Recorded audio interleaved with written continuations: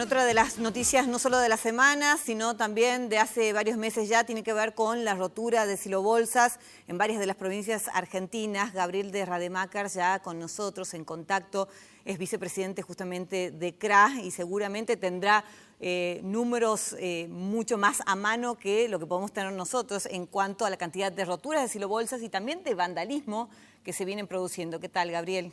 ¿Cómo estás? Hola, ¿qué tal? ¿Cómo estás? Muchas gracias por este contacto. Vos sabés que lamentablemente es muy difícil estar actualizado a última hora de cuáles son los números finales, porque esto lamentablemente viene creciendo, viene incrementándose momento a momento, tanto desde situaciones de incendios a campos, como esto que nos tiene quizá más sensibilizados y más visibilizados, que es la rotura de silobolsas. Lamentablemente no hay un cese a estas situaciones de vandalismo y ese es el llamado que le hacemos a las autoridades nacionales contra una forma de frenar esta situación. Pero hablamos de situaciones de vandalismo que fueron creciendo o que se mantienen de manera constante hace años ya y a lo mejor, bueno, están alzando la voz precisamente en este momento o se ha agudizado ahora en el último tiempo.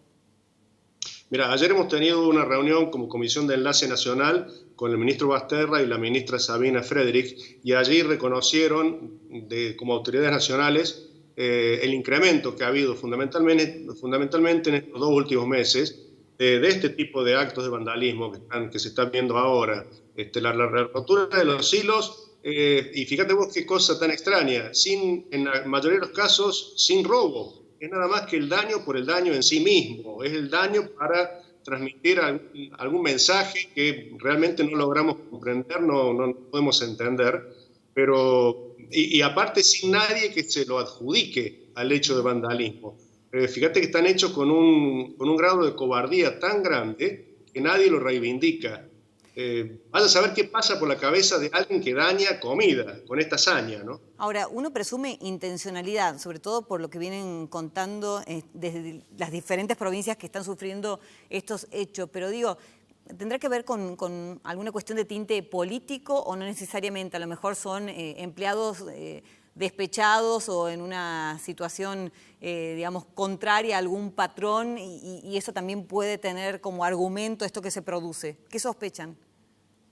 Mira, los casos que han sido denunciados, porque hay muchos casos que no han llegado a la policía o a la justicia, son casos en donde efectivamente no hay explicación de ese tipo de argumentaciones. Son casos que tienen alguna causalidad diferente a una explicación local, si se quiere, a una pelea familiar, a una pelea entre empleados, a una pelea entre transportistas y productores. Aquí hay alguien que está pensando que está transmitiendo un mensaje o está realizando una patriada, si se quiere, con este tipo de acciones. Y verdaderamente le está ocasionando un daño enorme, no solo en lo económico, en lo material, al productor, sino también al país, porque lo está privando de disponibilidad de alimentos y además que hay que sincerarse, dentro de un silobolsa hay hasta un 60% de impuestos que ingresarían en caso de no ser violentados, ingresarían al Estado.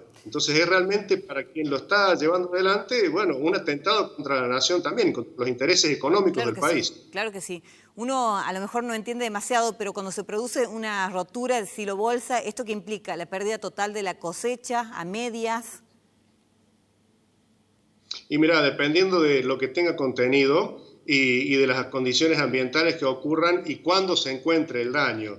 Si el daño se encuentra prácticamente de manera inmediata, hay posibilidades de algún tipo de recuperación. Pero fíjate que hay casos a donde se ha roto, se ha abierto el silobolsa y se le ha aplicado un producto fitosanitario para inutilizarlo, claro. Incluso para inutilizarlo para consumo animal. Entonces es realmente destrucción de comida. Cuesta entender la motivación que puede tener una persona para realizar un tipo de acción semejante. Bueno, entiendo que hay algunos proyectos ya presentados, inclusive el de Sergio Massa, que quiere, bueno, conformar una figura delictiva, que es la del vandalismo justamente rural, y además con penas de prisión, pero entiendo que también no serían demasiados los años para aquel que se encuentre culpable y terminaría siendo excarcelable. ¿Qué saben de estos proyectos que se han presentado y si les ha caído bien? Mira, en principio por lo menos se ha logrado instalar la problemática a nivel de discusión con el gobierno. Ayer, te digo, en esta reunión que hemos tenido con las autoridades, han reconocido la existencia, han reconocido que esto no es nada más que una denuncia de los medios, como surgió por allí en alguna especulación, han reconocido que no es una cuestión meramente política, o sea, los hechos están ocurriendo. Y la situación de que ocurra, que se presente un proyecto, un par de proyectos ya, para reconocer este delito y para castigarlo, bueno, abre una luz de esperanza, junto con la decisión del gobierno, de los distintos niveles de gobierno, de castigarlo, de perseguirlo. Y bueno, hace falta ahora una actitud también de la justicia muy, muy fuerte para empezar a investigar realmente y encontrar culpables. Prácticamente no hay culpables en ninguno de estos episodios. Claro, eso te iba a preguntar, ¿no? Digamos, porque las denuncias no solamente son de Córdoba, sino también de Buenos Aires, de Corrientes, de Entre Ríos. En ninguna de esas localidades se ha encontrado, se ha podido identificar al menos una persona. Y eso por un lado. Y por otro lado, ¿con qué medios de seguridad cuentan ustedes en los campos, no? ¿Hay cámaras de seguridad? Por preguntar, ¿no? ¿O esto es imposible? Mira, realmente nosotros estamos en una situación de vulnerabilidad, nosotros me refiero a quienes vivimos en el campo, en una situación de vulnerabilidad muy grande. Son extensiones muchas veces difíciles de controlar, claro. Difícil de escuchar incluso ruidos en la noche. Y bueno, esta gente se mueve con conocimiento de caminos a donde no hay custodia policial, a donde no hay patrullas rurales, a donde no está la caminera. Hay alguna suerte de estudio previo para poder llegar, movilizarse, hacer el vandalismo y volver sin que nadie los vea.